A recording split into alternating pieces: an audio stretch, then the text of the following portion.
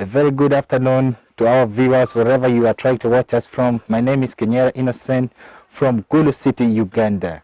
Of course, I do bring for you warm greetings from TV North Uganda. You can always find us on www.tvnorth.net. You can also find us on social media on Facebook, Twitter, WhatsApp, and Instagram simply by typing TV North. Of course, with me today, I have a very special guest who has really stood the test of time. He's one of our very own, and he also hails from Uganda, probably from the northern part of the country. Of course, he's also going to introduce himself to you. Now, if I'm really to take on to all his titles, I cannot really finish it out all into details. So with me, please, I would like to take this wonderful moment to introduce for you Mr. Olara. Good afternoon, Mr. Olara. Good afternoon, Innocent Kenyera. How are you? I'm good, and how are you doing? Well, I'm very excited to be part of the debut, the commencement of this wonderful new initiative, TV North. It warms my heart. Thank you, and too. I'm very happy to be part of this. I So greet nice, all the viewers. I hope they come back over and over again. Of course, we will always try to knock onto your door each and every time that the needs arise. Always. I am at your disposal. Please, thank you. And first things first, could you please highlight us from which part of northern Uganda that you come from specifically? Well, right now, we are in what is recently been baptized Gulu City. Yes. We are in Peche Division. Within Peche Division, this is a UA. I grew up not a short distance from here. Peche, it is the road that goes from the city through Peche to the stream, on to Labora, on to Awere, all the way to Moroto. It's often called the Moroto Road. I think the continuation of Jomo Kenyatta. Yeah, very true. In the city is Jomo Kenyatta, then it becomes Moroto Road. If you know where the local government prison is, our home is right opposite, directly opposite local government prison. Okay. Right now it's a vacant homestead because everything was destroyed, but that's our family home. That's where we grew up. So I'm in Peche, where we grew up, although in the UA part of Peche, not quite in our homestead. And where we are now actually is a very moving experience for me, because this home belongs to our eldest sibling. We simply call her firstborn. She was the firstborn in our family. This is our house. She built. How many were you by the in your family?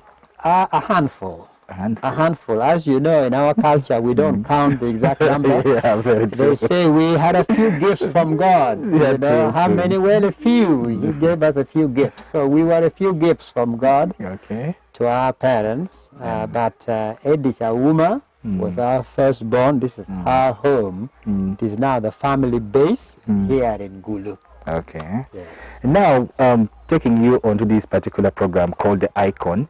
In this very show, we always try to bring out the living icons of Acholi land, those whom we feel their contribution has been so tremendous, but for one thing or maybe the other, our local people have not really appreciated their existence, to the extent that some people have even termed it, in quotes, I would quote, Tower PACU. So what do you really take on this kind of attitude that our living icons are not really given out that due respect and honor that they should have been given? Well, we are talking today, which is just one day after the burial of Ladid Basil Okeluchima. Among other things, he's known as the proprietor of Homeland, the bus company, one of the pioneering bus companies for northern Uganda. True. It's appropriate we should be talking about icons today, because he certainly is one of our icons. True. He was a man who was so self-giving, so selfless, so community-oriented. True. Even his bus company, if you were not told, you think that Homeland was a community bus company, because at the drop of a hat, on every occasion, when needed, he would offer the buses, the services of the buses to the community. Okay. As a businessman, what was most important to him was not the bottom line. He was a successful businessman, which meant that he knew how to build a business. But he constantly asked, this project, this addition, how will it benefit the ordinary people? True. How will it benefit the community? How will the most vulnerable, the least among us, get something out of that? True. That was his orientation. He was as straight as a knife. What you saw is what you got. Okay. In a society today in Uganda, a society which, morally speaking, is in a state of free fall, True. of moral collapse, where anything goes, a shauri yako society. This one man kept to the straight and narrow. He had a set of values by which he lived, regardless of what was around him. He didn't require the judge, the government, the priest to prompt him. Something prompted him from within. Just out of goodwill. No, just out of his conviction, his commitment, his moral and ethical anchor, Okay. within him. That is what we so woefully lack in Uganda today. That if somebody thinks they can get away with it, they look left, they look right, they will do it. Instead of being guided, being directed and prompted by certain values from within. So, Okelo Chima was such a person, which is why he was also very successful as an administrator and financial controller in so many international organizations, because he was as straight as a knife. And he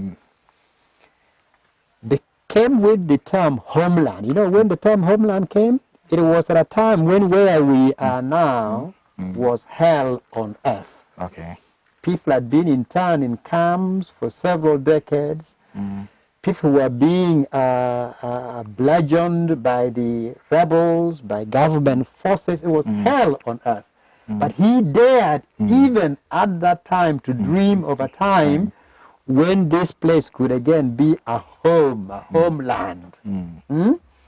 That's the kind of man we've lost just a few days ago. And even as he was unwell, he was ill, his dreams, his thinking was, what can we do to revive this society? What can we do to fight Pachu? Yes. What can we do to make sure education is revived in this land?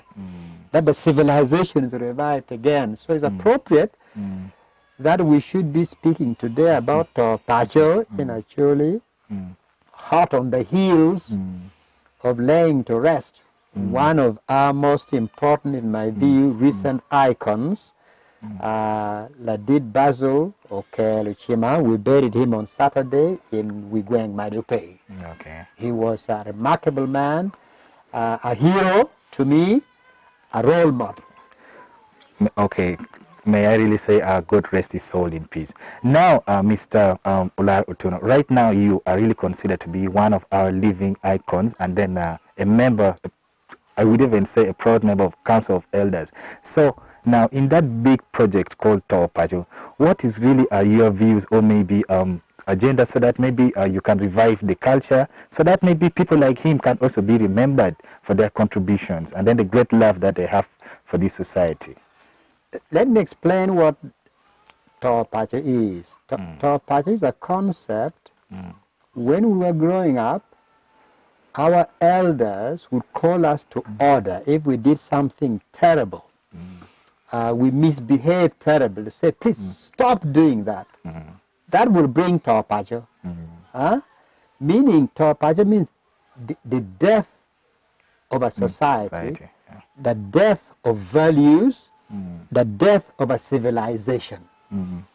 Our elders, in their worst dreams, did not think there would come a time when their society, their civilization would actually collapse. But where we are now, where we are today, is exactly at that point of the death of a civilization, the death of a society, the collapse of the values of a society. I'm speaking now of the Acholi society, the more scientific word, the Central Luo. Central. That's who they actually are. Geographically speaking, if you are to talk about the Central Luo, well, like Central Luo, the Central where would you really Luo are put the the Luo demarcation? people who are located in northern Uganda, in the immediate proximity of South Sudan, Yes. and to the other side is the river Nile. They are separate from the Luos who are in the eastern part of Uganda, in the DORO area going to Busia. They are separate from the Luos who are in Kenya, in the Kisumu area. Those are western Luos.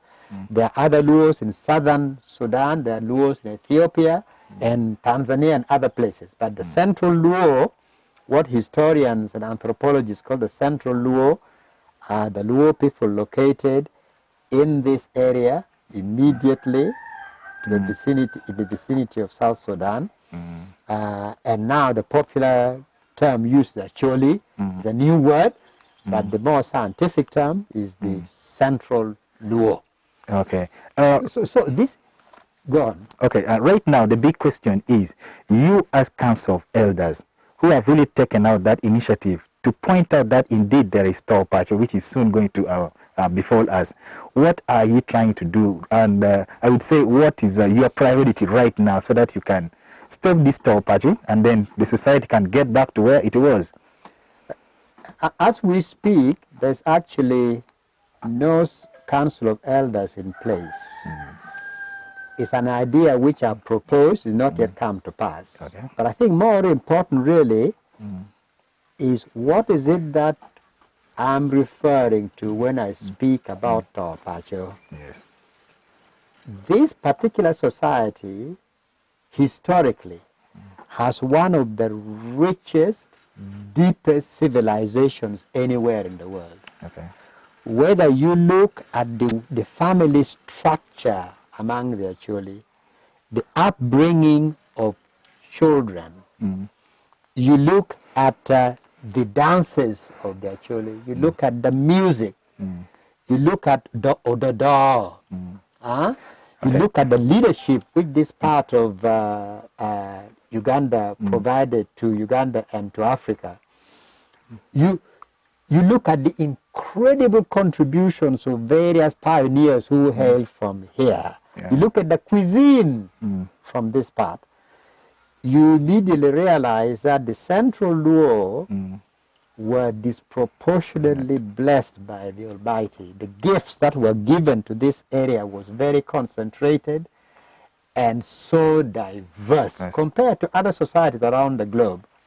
What we are now facing, tragically, is an existential challenge vis-a-vis that civilization. Okay. Vis-a-vis that mode, that system of bringing up children. Okay. Vis-a-vis the music which we inherited. Okay. Vis-a-vis the poetry we inherited. Vis-a-vis our history. True. Vis-a-vis the historic contribution in education, in civil service, in medicine, in academia. I could go on and give you a long list of pioneers in sports who played a disproportionate role within Eastern Africa in all the fields. But because of what has happened here over the last 3 decades or so, which includes, of course, the internment of people in camps for upwards of 25 years in the entire society. It includes the atrocities committed by rebels led by Joseph Kony, atrocities committed by government forces, that has produced the collapse of this society and this civilization. Okay. What we now see is the incredible level of alcoholism. Okay, maybe if you had to hold it on that, I think right now you have now started to talk on the challenges which has really brought all these issues of Tao Pacho onto the actual community. The manifestation. Yes, okay, the manifestation of Tao Pacho, yes. Fine. And what brought about the Tao Pacho. Okay, fine. Yes. Ladies and gentlemen, of course, we are still very glad that you are still watching us, TV North. Right now, we are here having Mr. Olara Otunnu himself. For now, we shall just take a very quick short commercial break. And when we come back, he's going to continue elaborating the manifestation of Tao Pacho in Acholi land. We are TV North.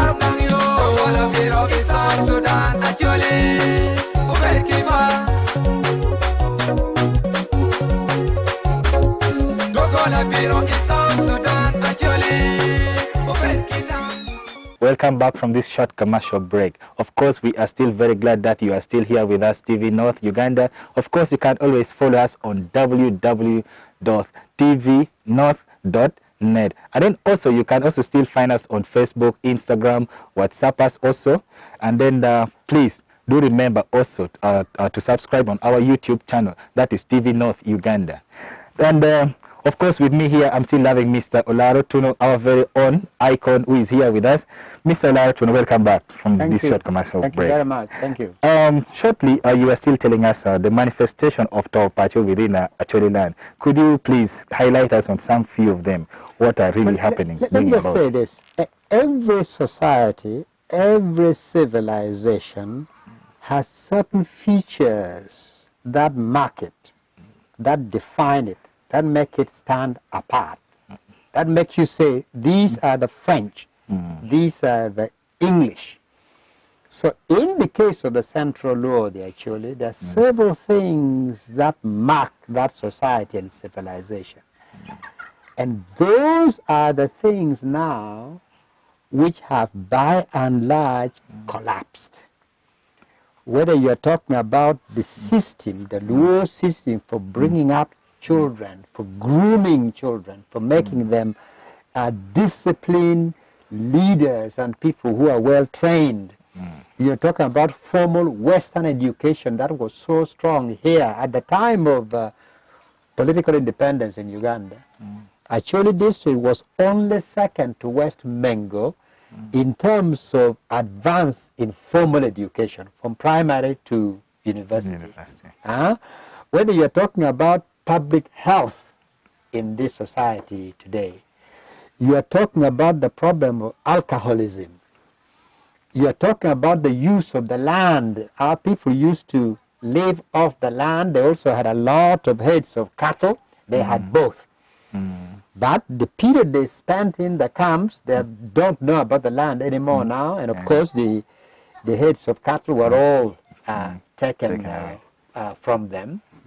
The school system in Acholi have collapsed completely. The big names that you can think of, professors, engineers, doctors, pioneers in every conceivable field, they came from the little village schools because they were serious schools. They had serious teachers. They had scholastic materials. And if a child was gifted, from there they could go all the way and conquer the world. Not anymore. You take the cohesion and integrity of the family. In Acholi culture, the division of labor within the family. There are things done by the women folk, things done by the men folk, the husband, the wife. But today the responsibility for managing the family, for running the family, for bearing the burden of the family, by and large falls on the woman alone. The men have disappeared. They are there, but they've disappeared. To get them, you must go to, it's called euphemistically the hall. Yeah. which is really a drinking place in each of the centers in Acholi land. That's where you'll get the grandfather, you'll get the father, you'll get the youth. You go to the fields, even during the cultivation period, it is the woman, her child on the back, and the young girl. Yeah. Something has gone drastically wrong. These are just examples of it. There actually are people where everybody was a cultured person. Everybody was taught from quite early on to sing, to dance, to recite poetry or the DORO. When you began a song, everybody joined in, not anymore. Even the language itself now. The young people you can find who can fluently speak Luo are very few. Much less read Luo. If you give a text in Luo, say, please read it, they can't read it. Yes, they'll speak some Luganda, they'll speak a smattering of English, that's it. So actually you could say they are illiterate in all the languages. They're illiterate in Luo, they're probably illiterate in English, they have no command of any particular language. So these are features of the collapse of a civilization. That's what is called Pacho in Luo. And that is what I've described in my writing, the article that you are referring to, and said this is the most important single challenge facing actually this country and this part of Africa, because this is a very rich civilization for the world, not just for the Luo people. And is facing an existential challenge. Very true. Now, Mr. Olara, how best do you think this manifestation of Tao Pacho can be cured at this special point in time? Several things. Societies that faced a major trauma that didn't last even a fraction of what the trauma here lasted. Here people were in camps for close to 30 years. The entire society in abominable conditions where nothing really could prosper. Whether it is Second World War, whether it is experience of other conflicts, they have had to mount special programs to revive the society, revive the economy, revive the civilization. In Western Europe, they had what they called the Marshall Plan after World War II. And it was a war that lasted maybe 5 years, you know, but it created so much havoc, it required a special plan. This one here lasted close to 30 years with the entire society, the entire Acholi society in camps, with everything that has done. So what really is needed is nothing short of the equivalent of a Marshall Plan to revive this society, revive its economy, revive its culture, revive the features that define this society and make the central Luo the central Luo. Secondly, I have said that in the past, there is what they called Ludiro Pacho. Their role was to call to order those with errant behavior, those who were misbehaving, those who were not disciplined. And their voice was authoritative. They called everybody to order. Again, that has collapsed. So I'm saying that we need in the Central Luo society today, DORO Pacho, calling to order, superintending, making sure things are in line, that people are behaving, that the kinds of things I've described, like alcoholism, like teenage delinquency, including incredible phenomenon of teenage pregnancies today, the absolute lack of education. We need a group of elders who are dedicated, not because they have been elected or appointed or it is their formal position, who have volunteered to play that role as part of the effort of reviving this society. And then thirdly, W.B.E.B. Du Bois, the Black American historian, used to speak of the talented tenth. He said we should concentrate, invest in the most talented 10% of the black population. And that investment, that development will then boost the rest of the black population. It's like saying let's build the tide and let this tide then carry all boats with it. Here I say even if we only had 1%, the talented 1% only, but of people who are talented, who feel a deep depth and feel the pain of where this society is and want to do something about it, like the late Basil Okele Chima, who just passed away. That is enough. And they come together and they begin to do what they can do as private citizens, as private individuals, sons and daughters of this soil, who are burdened and pained by the state of this society. They can make a very important contribution. Of course, there is a big contribution to be made by officialdom, by government, especially at the central level. But that depends, obviously, the orientation of the government, the policy, and the thinking of the government. And then all individuals, wherever they may be sitting, you are a teacher, you are a farmer, you are a housewife, you are a father, wherever you are sitting, you have a role to play in the revival of this civilization. Because it begins with individuals wherever they are, playing their role as a father, as a teacher, as a mother, as a farmer. And then that comes together to make a critical buzz and a critical difference. Okay. Yes. Very true. Well, ladies and gentlemen, as you have been hearing from the man himself, actually, from the point of his view, I can really say that he's not very happy about what is really happening within our land here, which has really brought what he has really termed it in a very guarded way. We call it Toro PACU. Now, Toro PACU, it will now therefore calls for DORO PACU. Then Kima and always eradicate Tieni, Ludir Mukano Miar Kongdo, Bubin Kukatika Chain, Kawa Urutoki, get that other money anima uberitie chanchani. Kidma ini winyo eno wajekere, wachi those days you know katakin and more can within the community, Ludiro would always come and then they summon those ones, then order would always come into place. Now, Olara, maybe what advice would you give to our youth and then elders of today so that maybe they can come back into that same line of DORO PACU so that maybe all of us can take that responsibility and then initiative? Well, I want my check to let my mayor. Well, I watch command the men. In 2 minutes. La chuino marmada caraman.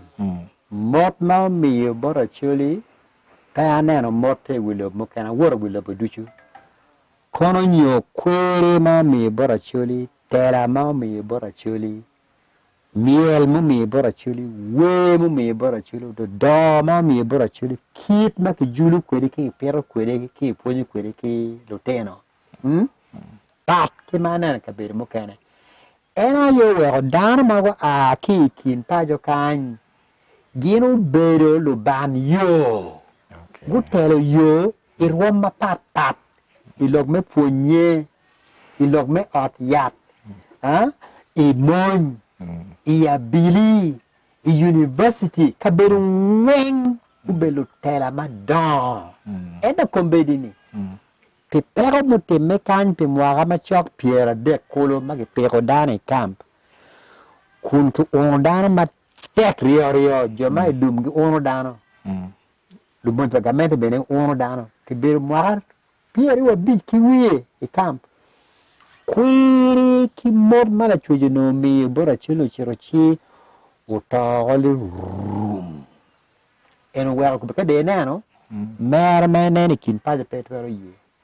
Quando porro teach bambo ki ti pa de peno la cho ke da ke ti ne ka che we ga don we mon cho guru nyako di ben ka be lu ne hol ma ti santa kamat da pe ni ko we ma megi pe ni biel ma megi pe ni te kwara ma megi wa leba chuli ko beri eni juma gi logo leba chuli ma puat na la bon kere yele bla la bon kere yele mono magi kwano ginak lo magi logo ada gere magi duju nyuru ni wa ke me ko beri ke ta pa ja ba yam no diro logo charo lo do o ti di bia munyi meta pa ja mi wa no yo me ke me kwere me rocho mot man rocho jo mi boto ne me labo dano wa ki itut me bia munyi ni ene we ana cho ma chiek ma ko to pa jo kuna waji ni kinje ma mete me atimo wa nong lu diru man nok ma nugo mi ne amia go jala me doro pa jo. Okay. Yeah. Ladies and gentlemen, unfortunately, they always say that every nice thing has its own ending. Right now, it has been a very great pleasure for me to be hosting Mr. Olara Otunnu with me here. May I really state that thank you for sparing out your time to speak with us. Therefore. And of course, you can always find us still on www.tvnorth.net and then also on Facebook, Instagram, WhatsApp, and then most especially now on YouTube channel. You can also find us there. Please do remember always to subscribe onto our YouTube channel, that is TV North Uganda. There you can really link us with us. It has been a very nice moment to have all of you here. Let us always work towards DORO PACU, not bringing about DORO PACU. Please be blessed.